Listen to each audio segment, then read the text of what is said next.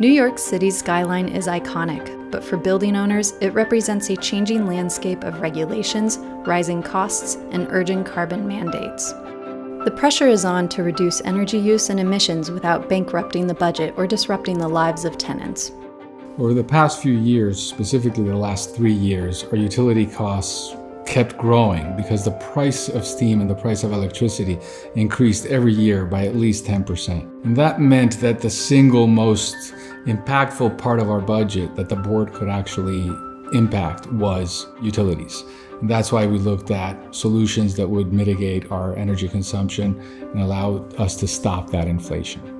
Enter Local Law 97. Now we have a reason to do this now rather than wait for later. That's one of the tendencies of a lot of boards. Difficult decisions can be postponed. You have a tendency to procrastinate.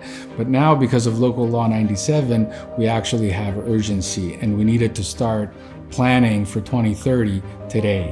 And that's one of those things that drove us to be the first to try this on a large residential building in New York City. We've been making improvements to the building for the past 7 years, including changing windows, changing all the lighting to make it energy efficient. We've replaced the fans that actually provide ventilation to the building a few years ago. The problem is that these are all relatively minor adjustments that all proved moot points and that did not really change the overall budget and the overall consumption of utilities. So we had to look for something more important. 150 West End Avenue is the quintessential early 1960s New York City high-rise. It incorporated all the things they learned up to that point, including central heating and cooling, larger windows. Well, the central ventilation systems were built to be oversized to begin with. They were also built of masonry, which wasn't very tight, if you will. It's like trying to drink from a cracked drinking straw.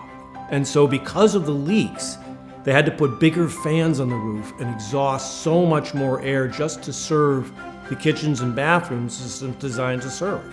As a result, more than 50% of the air being exhausted from the building was wasted. It wasn't serving the apartments at all. And all that air was taking all that energy with it. The higher floors got a lot more exhaust than the lower floors. So the whole building, the positive and negative airflow, it was all out of whack, out of balance. There was little that could be done to address the energy waste of the ventilation system if the leakage wasn't solved. The fans were replaced, but when turned down to reduce the energy use, the system stopped working properly, requiring that the fans be sped up again. It didn't make a dent in the steam usage and utility costs because they were only treating a symptom, not fixing the real problem, which was the leakage. There are a lot of initiatives that we've taken under consideration. Electrification is a very common initiative that's brought up, but these are all huge projects. They're enormously expensive and disruptive. They require major infrastructural work, and we were quite hesitant to undertake something that significant without the proper funding and without confidence in the results that we'd see. The Aeroseal process is unique. It is really the only way I've found in over 20 years trying to fix these that gets you all the way to the finish line. You certainly couldn't go into an occupied building like this and start knocking down walls left and right to try to rebuild these things. I was a little worried about Aeroseal repairing the ducts, and I was worried about scheduling, getting into the apartments. How is this gonna all come together? It's a 760 plus unit building, and gaining access to all residents' apartments gave me some anxiety. Aeroseal works by sealing the ducts from the inside. We don't have to tear the walls down to get to them.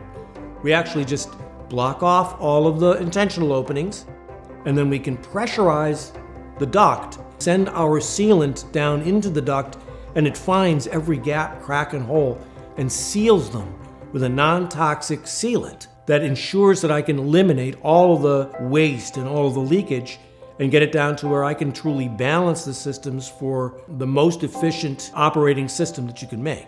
When you think about most of the solutions out there, they require several months, if not years, of work. They're disruptive, they require destruction and major infrastructural work. Aeroseal promised to do this in 3 months, which actually was delivered, and that was so much less than everything else. A non-invasive, relatively quick, non-disruptive solution was something that was obviously very attractive to us.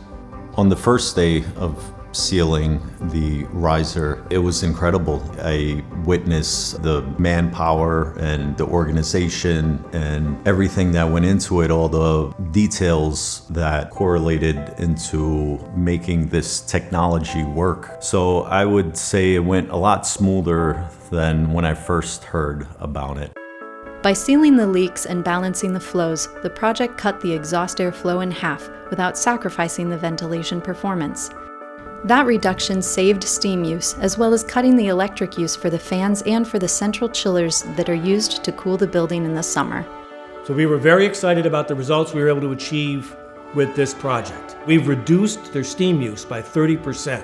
And even when the cost of the steam has gone up 40% in the last 2 years, they're pretty much heating the building this year for the same cost they did 2 years ago. So it's a huge hedge on inflation. This also is a huge decarbonization opportunity. We're eliminating many, many tons of carbon from being released into the atmosphere, which is a really big deal in terms of being able to try to control climate change. And so that's a really big win for us. It's a big win for the building.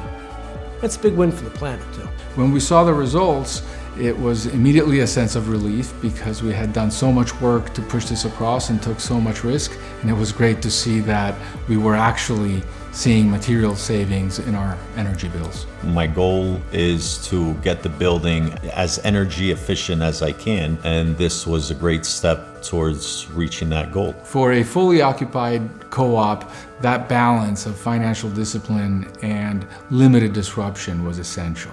It's what allowed us to move forward.